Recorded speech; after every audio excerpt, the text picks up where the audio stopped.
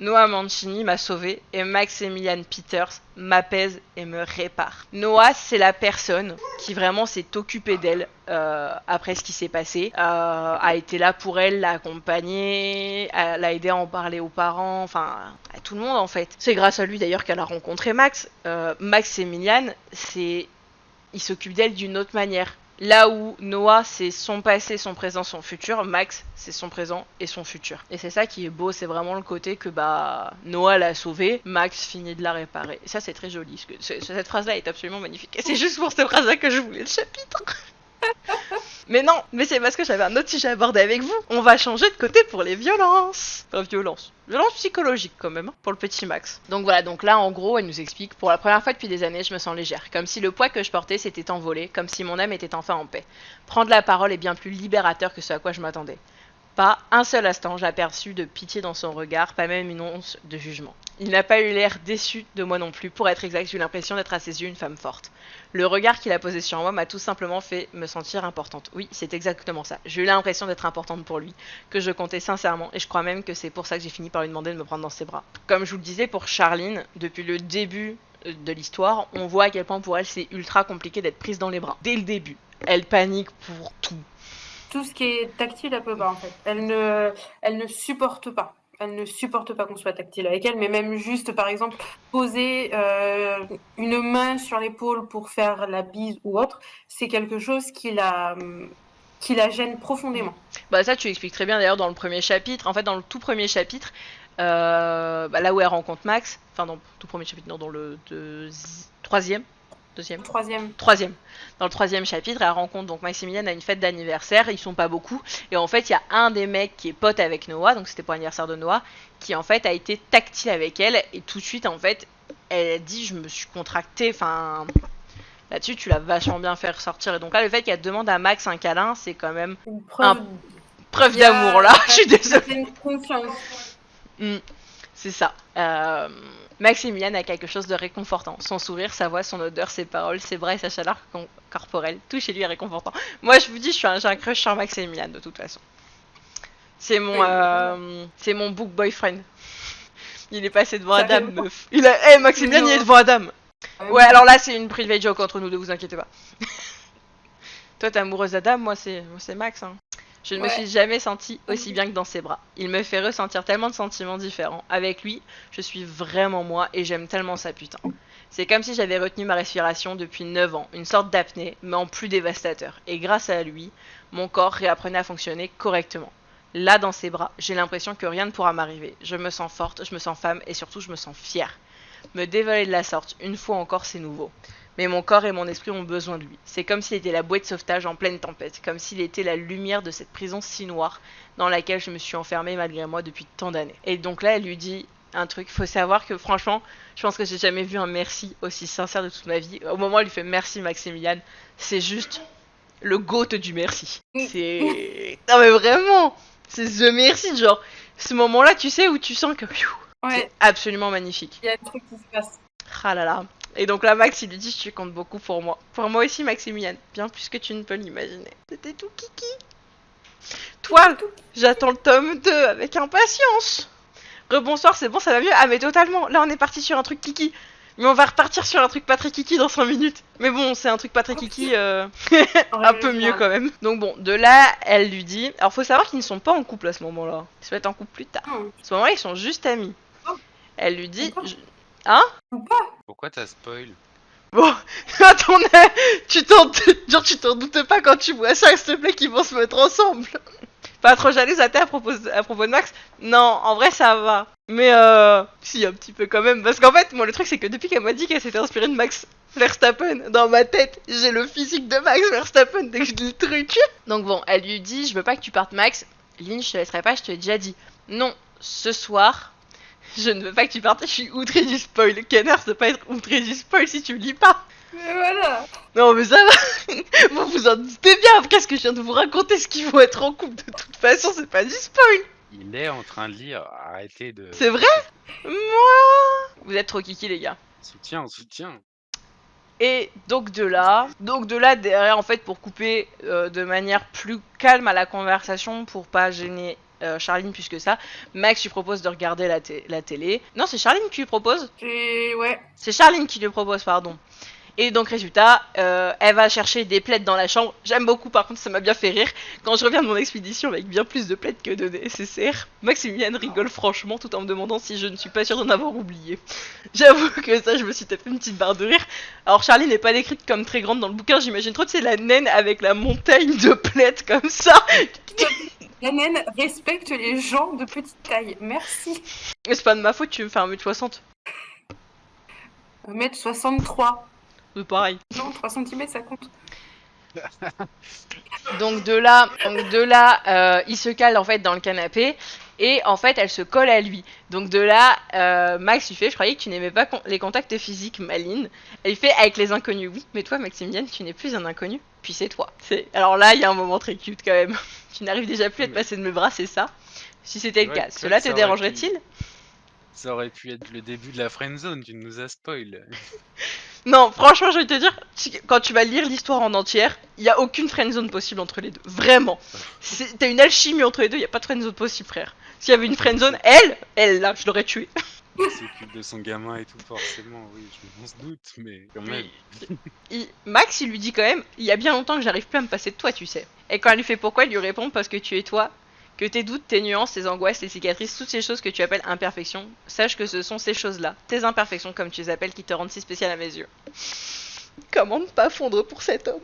S'il vous plaît, les gars. Ouais, mais elle a besoin d'entendre ça. Ouais, je sais, moi aussi je suis amoureuse de Max. Quand je me sens pas bien, je vais bouquiner, je vais lire Max, ça me va très bien. Il me fait du bien, Max aussi. On est amoureuse de Max.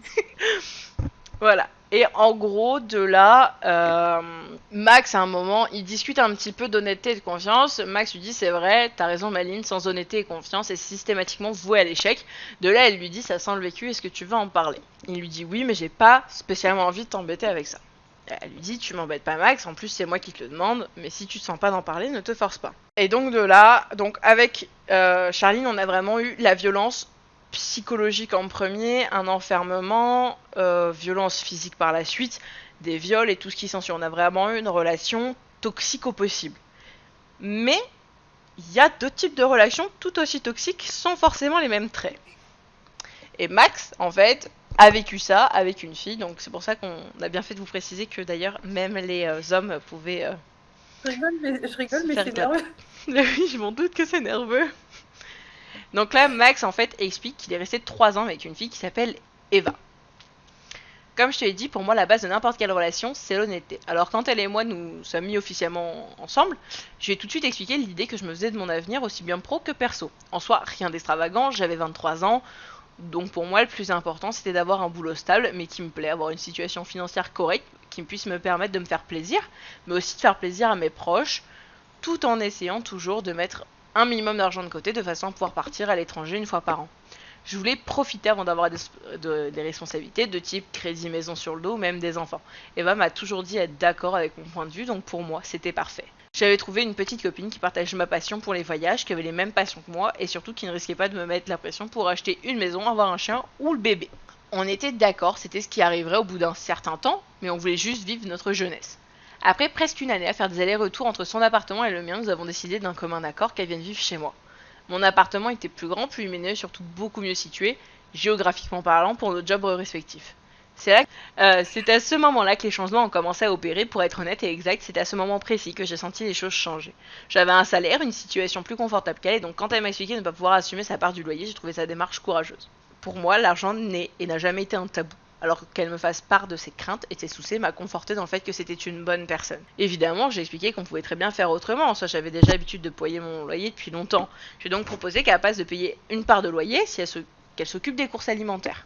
En soi, je suis pas si con, je sais qu'à deux on mange forcément plus et qu'inévitablement les courses seront à partager afin qu'elle ne se ruine pas non plus. Pendant les 6 premiers mois, aucun souci, je m'occupais du loyer, elle des courses. On vivait notre petite vie, j'allais au travail, quand nous étions en repos, on sortait au restaurant, au cinéma, tout roulait pour le mieux. Puis un matin, elle m'a demandé si j'avais la possibilité de faire les courses le soir même, car elle avait soi-disant une formation très importante. Sur le principe, j'ai légèrement grogné pas pour le fait de faire les courses, ça je m'en fichais, mais parce qu'elle me prévenait le matin même d'une formation. Je n'appréciais pas forcément. On est donc partis ce matin-là, chacun de notre côté un petit peu fâchés, car elle ne comprenait pas pourquoi je lui reprochais de ne rien lui avoir dit. Le soir, j'ai donc fait les courses comme prévu et quand elle est rentrée, je me suis excusée si je l'avais blessée car ce n'était pas mon intention. Max, vraiment kiki jusqu'au bout. À partir de cet incident-là, chaque semaine, il y avait une excuse différente pour que j'aille faire les courses. Une grosse réunion non prévue, un collègue absent qui nécessitait qu'elle reste plus tard, son demi-frère en galère qu'elle devait récupérer à l'autre bout du département. Bien évidemment, dans l'histoire, jamais elle ne m'a donné un centime pour les courses. Logiquement, à force de payer les courses, ainsi que le loyer, les factures et tout ce qui en suit, était plus difficile de se faire plaisir. Donc les sorties d'hiver se sont espacées puis complètement arrêtées. Ouais, tromperie quoi. En vrai, elle l'a trompé. Elle lit la suite. Elle n'a rien dit un temps, puis elle a commencé à me reprocher de ne plus vouloir sortir, de ne jamais lui offrir de fleurs ou de petits cadeaux. Le coup de grâce, du moins, c'est ce que je pensais à ce moment-là, c'est qu'elle m'a traité de radin. Genre, on en parle ça?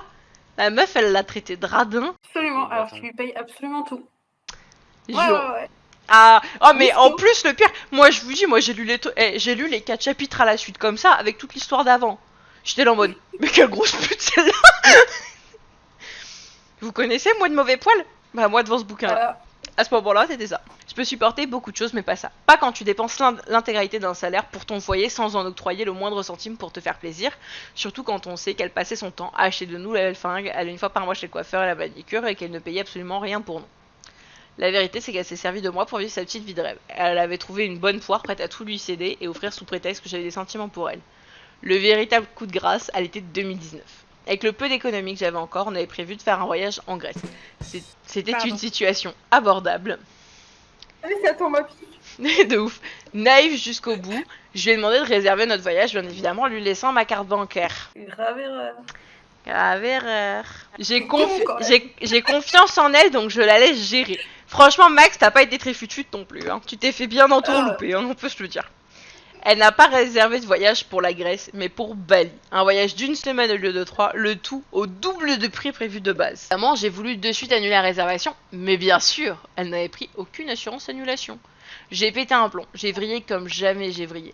Elle venait de claquer l'intégralité que j'avais mis de côté pour un putain de voyage d'à peine une semaine. J'étais furax. Quand je lui ai demandé de me rendre des comptes, elle m'a balancé au visage que j'étais qu'un con et que j'étais égoïste et que je ne voyais que par l'argent et j'en passe. Elle nous mettait dans une merde pire que noire et en plus de ça, j'étais le fautif selon elle. Elle m'a reproché de ne pas lui montrer assez que je tenais à elle, de ne pas assez m'investir dans notre couple, qu'elle n'était plus heureuse avec moi et que je n'étais pas une bonne personne. En bref, que j'étais un bon gros tas de merde, quoi. Après toutes les horreurs qu'elle m'avait balancées à la gueule, je ne pouvais pas rester avec elle. En vérité, la connerie qu'elle avait fait m'a finalement fait enfin ouvrir les yeux. Je lui ai donc dit qu'elle et moi, c'était fini définitivement, mais qu'elle pouvait rester sous le même toit que moi jusqu'à ce qu'elle trouve un autre logement. 15 jours après ça, elle avait déjà trouvé un nouveau pigeon pour satisfaire ses moindres caprices, et un mois après, elle avait pris ses affaires, mais aussi les billets d'avion pour Bali. Après ça, j'ai eu un sacré gros passage à vide, je n'avais plus d'argent de côté, mon appartement me ramenait en permanence à elle. Je n'arrivais vraiment pas à aller de l'avant, puis un matin, j'ai réalisé que je devais reprendre ma vie en main. Que certes elle m'avait dépouillé, mais j'étais bien plus fort que ça. J'ai commencé par changer de logement, j'en avais besoin pour passer à autre chose, puis j'ai bossé encore plus. Finalement, j'ai retrouvé une situation stable en moins de 2 ans. Je me suis inscrit sur un coup de tête à la salle il y a 1 an et demi. C'est là-bas que j'ai rencontré Noah, c'est lui qui m'a fait réaliser que je passais complètement à côté de ma vie. La suite tu la connais, j'ai fait la rencontre d'un petit bout de femme et de son fils. Elle est très très forte, beaucoup trop attachante, tout comme son garçon d'ailleurs. Donc là, comme vous voyez, on est sur un autre type de violence. On est vraiment sur une emprise psychologique quand même qu'il y a eu pendant un moment. Attachante ou attachante? Attachante. Ah. Bah, c'est bien attachante aussi. Attachante aussi, hein, mais... Voilà, c'est type pas mignon. Voilà, on était vraiment, voilà. Donc d'un côté, effectivement, on a eu le cas de Charline qui est quand même un cas poussé à extrême. Ici, les violences sont moindres au niveau psychologique, mais elles sont pas à négliger. Voilà. Donc de là, Charline a eu fait bordel. J'en perds mes mots. Comment est-ce possible de ne pas voir à quel point tu es un être profondément bon? Elle ne te méritait pas, Maximilian. J'arrive pas à y croire. Comment est-il possible d'être aussi matérialiste? Voilà, donc en fait le chapitre se termine sur quelque chose d'absolument sublime. Donc voilà, donc ils se disent quand même qu'ils s'apprécient les deux. Et donc là, Max lui fait, c'est bon à savoir du coup si tu m'apprécies encore plus, que dirais-tu d'aller un soir au restaurant juste toi et moi? Là Charline elle lui fait, tu veux sortir avec moi? Genre en tête à tête? Et là Max il lui sort une réplique exceptionnelle. Écoute Charline, je te propose qu'on soit 2 personnes assises dans le même restaurant, à la même table, au même moment, et c'est tout. Trop de bonheur, c'est pour ça que la caméra crache. Mais en même temps, non mais la disquette qu'il a sortie, elle est magnifique. Parce qu'en fait, elle lui a quand même, il lui a sorti une réplique de Haro. C'est Tommy Merlin qui dit ça Comment elle s'appelle? Laurel. Ah, Laurel. Tommy qui dit ça à je n'ai Laurel. plus le nom de famille. Oui, mais voilà, c'est Tommy qui dit ça à Laurel. Et c'est trop cute. Mais vraiment, là, je te propose qu'on soit 2 personnes assises dans le même restaurant, à la même table, au même moment, et c'est tout.